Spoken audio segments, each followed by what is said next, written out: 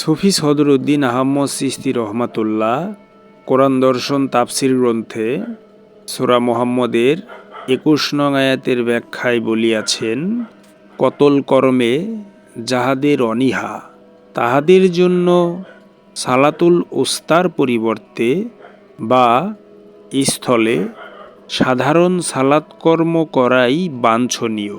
তথাপি যদি তাহাদের কেহ আমর প্রতিষ্ঠার সংকল্প করে, অর্থাৎ আপন ধর্মকর্মসমূহের ওপর আমির হইতে চাহে, তবে আল্লাহর সাদাকাত করাই তাহাদের জন্য মঙ্গলজনক।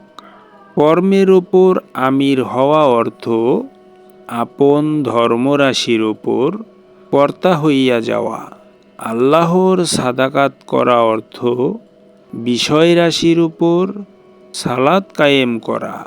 আসলে সালাত কর্মে তথা কতল কর্মে যাদের অনীহা, তাদের অন্ততপক্ষে সাধারণ সালাত কর্ম করাটা অতি উত্তম একটি বিষয়, যেন আপন ধর্মকর্মে সমূহের ওপর আমির হইতে পারা যায়, তবে কিছুটা হলেও বিষয়টা মঙ্গলজনক হয়।